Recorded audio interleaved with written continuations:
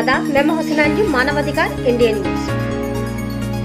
दोस्तों, बड़ी विविधता हो जाती है जब बाहर से आया कोई शख्स हमसे हमारे शहर के इतिहास के बारे में पूछता है और अधिकांश लोगों को इसकी जानकारी नहीं होती है।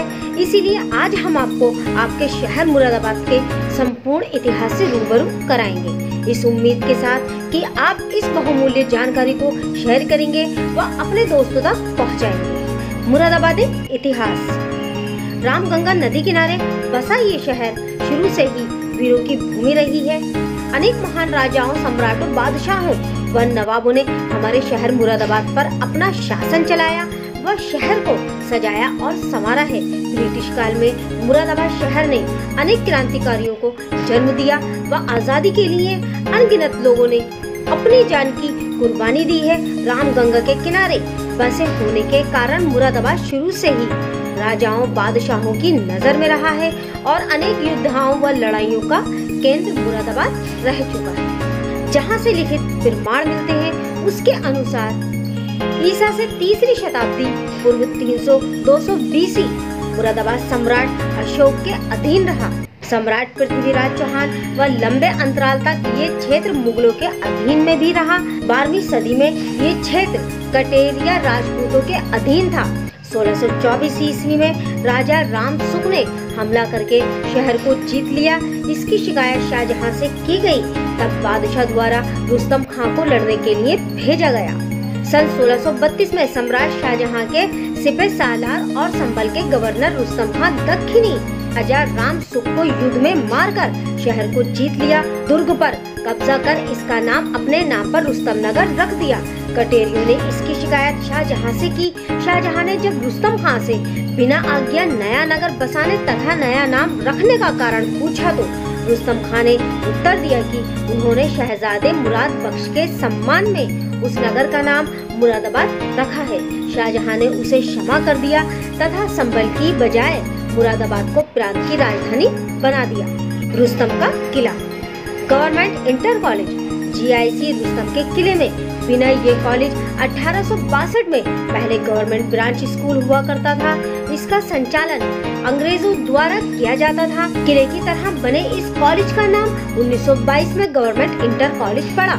इसी कॉलेज से शहर की तमाम मशहूर हस्तियों ने अपनी शिक्षा पूरी की है, जो आज देश विदेश में इस कॉलेज का नाम रोशन कर रहे हैं। इस कॉलेज में किले से जुड़े अलमारियों, उनकी चाबियां, मोहरे आदि आज भी मौजूद हैं।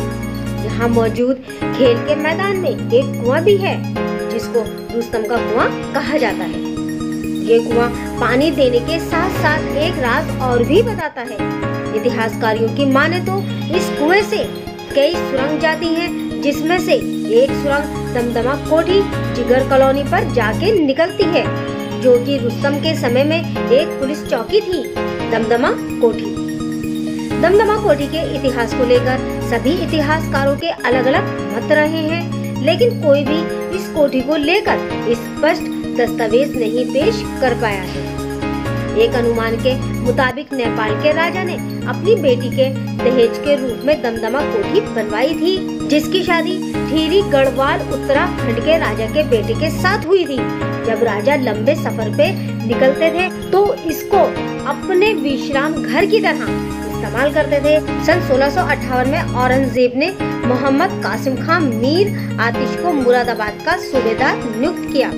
सन 1801 में मुरादाबाद ईस्ट इंडिया कंपनी के हाथों में आ गया। अवध के नवाब द्वारा सन 1801 मुरादाबाद के समस्त अधिकार में जमीनों जायदाद के विशिष्ट हुकूमत करने वाली ईस्ट इंडिया कंपनी को सौंप दिए गए थे। समस्त अधिकार मिलने के बाद ब्रिटिश काल में मुरादाबाद जिले में रेल लाइन बिछाने के जैसे अनेक काम शुरू हुए। अंग्रेजों ने मुरादाबाद को एक अलग जिला बनाया। नवाब मज्जू खां मुरादाबाद में सबसे पहले अंग्रेजों के खिलाफ स्वतंत्रता संग्राम शुरू करने वाले क्रांतिकारी नवाब मज्जू खां ही थे। सन 1857 में उन्होंने अपनी फौज के सहारे अंग्रेजों को शहर से खदेड़कर नैनीताल भगाने पर मजबूर कर दिया और शहर की जेल कारागार को तोड़ हजारों क्रांतिकारियों को कैद से आजाद कर दिया। अंग्रेजों ने शहर में कब्जा जमाने के बाद नवाब मज्जू खां को हाथी के पाँव में बांधकर गल शहीद तक लाया गया और यहाँ इमली के पेड़ में उनका सिर लटका दिया गया। आज उस इलाके को गल शहीद कहते हैं। कई दिनों के बाद 6 मई 1858 को शहीद मज्जू खां गल शहीद कब्रिस्तान में सुपुर्दे खाक हुए।